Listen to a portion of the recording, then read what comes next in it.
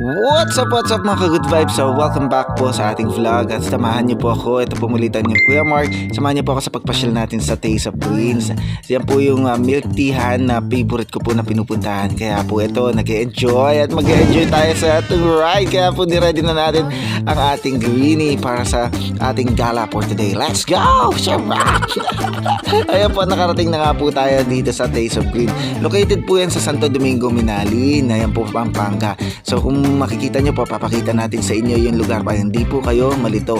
Ayan po, may mga signage naman po sila. So kung galing po kayong San Fernando, bago po kayo makaabot ng San Simon exit. So left side po yon. Kung galing naman po kayong Apali, bago kayo lampasan nyo po yung San Simon exit na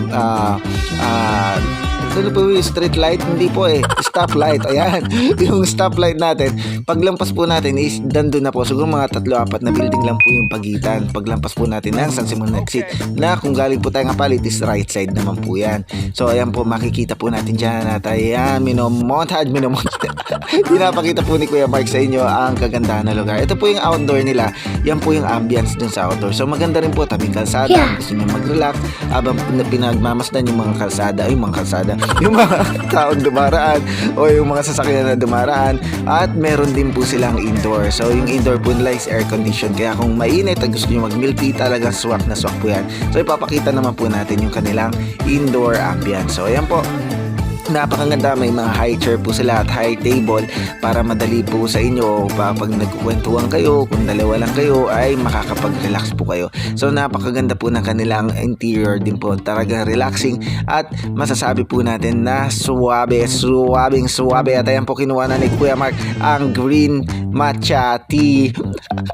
Ayan po, napakarami po nilang variety kaya hindi ko na po sila isa-isahin. Kung gusto nyo po i-check yan is pwede nyo pong i-check yung kanilang website, yung kanilang Facebook page at yung kanilang price list sa online. So ayan po, madali naman po makita yun. Search nyo lang po sa Google at lalabas na po yan yung kanilang mga menu. So ayan po, marami din po silang branches all over. Ang alam ko po dito sa Luzon, ba hindi ko pa alam sa Visayas, Mindanao.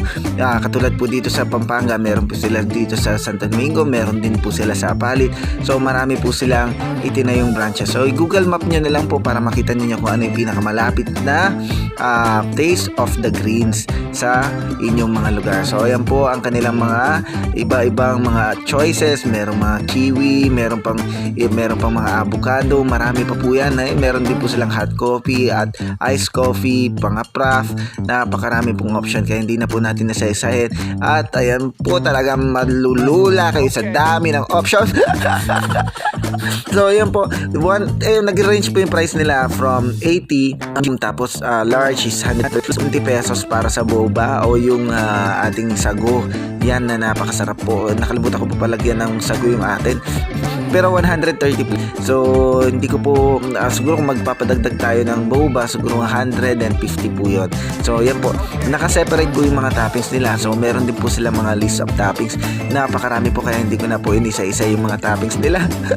So yan po, siguradong mag-i-enjoy kayo sa ating tour dito sa Taste of the Green. Kasi last year, siguro bago po ako nag-Korean, bagong tayo po yan na milk tea house. Pero tingnan nyo, napakabilis nilang nagparami ng mga branches kasi sobrang sumikat po sila sa quality, sa mura ng kanilang mga produkto.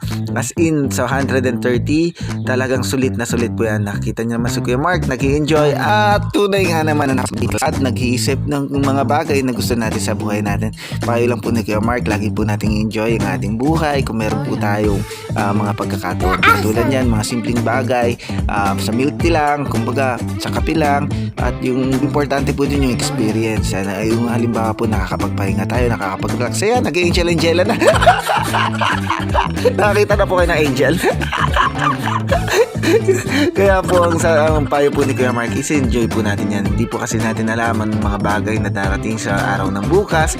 Kaya po bawat araw kailangan po natin enjoy. May mga bagay naman po tayo na pwede natin enjoy na hindi po labag sa batas na tinakda ng Panginoon at nakakalugod sa Kanya. Katulad po niyan, kung meron po tayong mga extra is at least once a week, once a month, lumalabas po tayo para kumain sa labas, uminom sa labas, magkape, magtsaa, o di kaya mag-dinner, mag-lunch, or mag-breakfast sa mga brunch para po na kumbaga po na-enjoy po natin at natetreasure natetreasure po natin yung bawat oras, segundo, minuto ng ating buhay. Kaya po para sa akin po isang banal na gawain na pwede po natin gawin kasi po yun po mga bagay na nakakasaya, nakakapagbigay saya sa atin. At kasalanan po natin kung hindi po tayo magiging masaya sa ating buhay dahil binigyan po tayo ng Panginoon ng kakayahan o ng oportunidad na i-treasure po natin kung ano po meron tayo ngayon.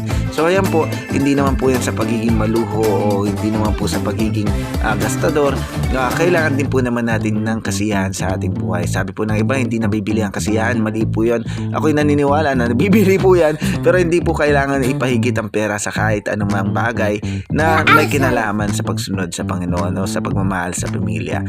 So ayan po ulit ang inyong Kuya Mark na nagsasabing kasi po yung iba po sabi nila hindi mabibili yung kaligayahan. Paano mo pag bumili ka ng bahay di masaya ka, di may nabibili ang kaligayahan. Pag bumili ka ng kotse di masaya ka, nabibili ang kaligayahan. Para sa akin po hindi po kasi ayoko po dun sa mga hypocrite na nagsasabing ay pera lang yan, ganyan. So okay din naman po yun. Kumbaga pera nga lang po yan, pero hindi po natin maalis sa katotohanan natin ng ating mga buhay na kailangan po natin yan para mag-survive, pero hindi po natin kailangan sambahin o gawing Diyos-Diyosan ang pera. So ginawa pa yan para i-enjoy natin. Ito po ulit ang yung Kuya Mark at si Botchog nagsasabing always good vibes lang po tayo at always make our mama and dada proud. So gumawa po tayo ng kasiyahan sa bawat segundo, minuto, oras ng ating buhay nang sa gayon po ay laging masaya at maganda po yung mga memories na ating ini-input sa ating pang-araw-araw na buhay. God bless po. We'll see you. God bless sir. Salamat sir. Pahabol po. Maraming salamat po sa walang sawang panonood. Sheesh!